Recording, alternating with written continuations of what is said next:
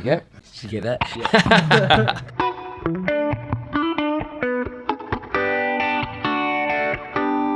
Alright, let's go. So this is where I work, and I'm lucky enough to use these facilities whenever I want. Yeah, so my day job, I write music for the screen. Some of the equipment in my room is theirs and some of it's mine. Yeah, I'm so lucky to have like this at my disposal. Toilets, kitchen, random room, and this is my pad. Originally this was their live room, but they were only ever using it for voiceovers and vocals and stuff like that, and I was the one always kind of dragging a kit in here, and so they just suggested I move in here, and I'm like, yeah.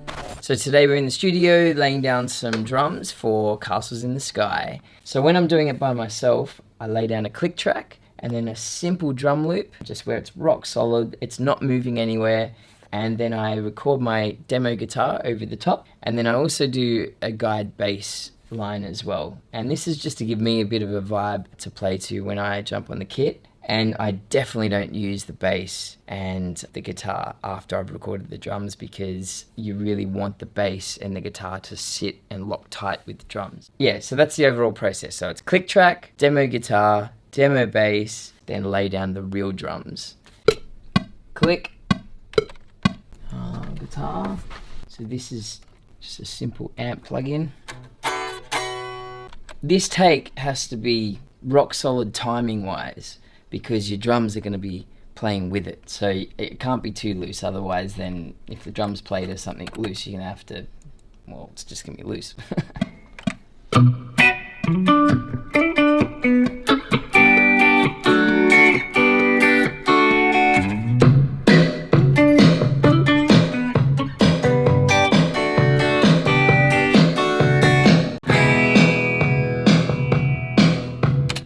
Okay, alright, that's good enough for now.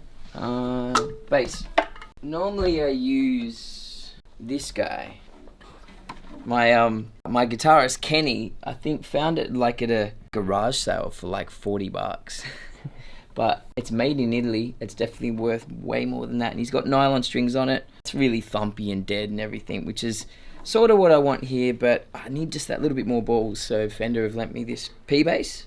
I know I'm going to have to put flat wounds on it because it sounds way too bright, but again, just for the purposes of this guide, it'll be sweet.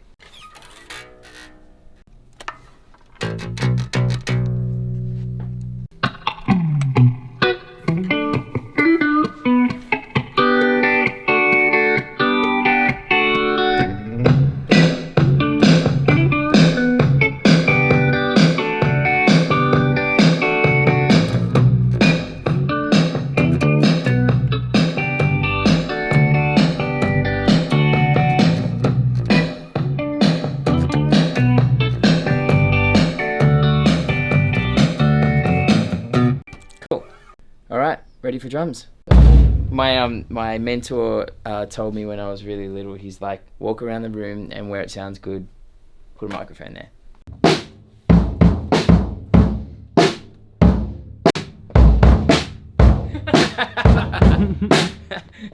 Does it sound good? Yeah, sounds great. I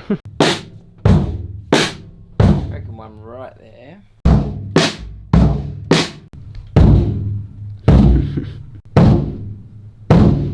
Okay, snare. Oh, yes. Yeah, boom, cut, boom, cut.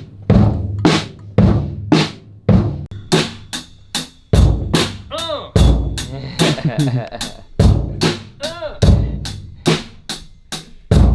yeah. When the Chris tried to give it to you.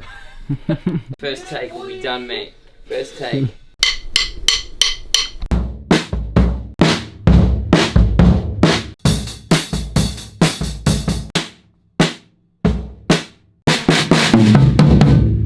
Fuck one take. It's not gonna happen. Let's punch in. Let's lay some bricks. Working hard. I work hard for the money.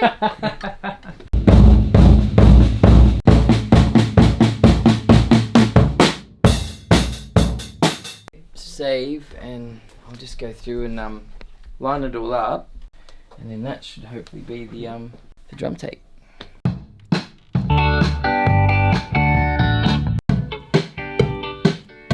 Really handy having another set of hands in the studio as well. So my trumpet player Tom has joined me today, and even for little things like setting up the mics and running Pro Tools, so I'm not always having to get up and down, and also like hitting the drums as well while I'm pulling the actual sounds has been very, very helpful. And even just motivation wise, like after a while when you're alone in the studio, you start to get a little bit tired and bored and up in your head as well. So it's really nice to break it all up. What's left that you've got to plug into on that side? Just the dick mic. Dick mic. That's the official title, Dick mic. Oh. Looks a bit limp there, bro. So for some of the engineer geeks out there, we ended up going with the sort of Glyn Johns overhead mic technique, and this is if you don't want super wide overhead sounds, which in this case I don't. As long as they're the same distance, they're going to be in phase. So I've gone for 149s for those, got some old school 77s for the room mics, and the general rule of thumb for me is just like walk around the room, and if it sounds good, put a room mic there. So for snare, I tried out the 57 and the 421 on the top, and we ended up going with the 421. I've got a 421 on the bottom as well. I just like them because they're just that little bit more warm. They got a little bit extra body, and then a 441 pointing at the shell of the snare, and then an SM7 for the hats, which is something I've never really used. It's Diesel suggested I try that out, and it's really cool because I like my hats to be fairly crunchy and not too hi-fi, and that's exactly what the SM7's doing. So so far so good, but I do imagine because I want this drum sound to be a little more hybrid, I'm probably going to layer in a couple vinyl samples as well, which I'm pretty excited to do. When you do that, it just like transforms the track, and yeah, it'll probably sit a lot closer to what my vision is.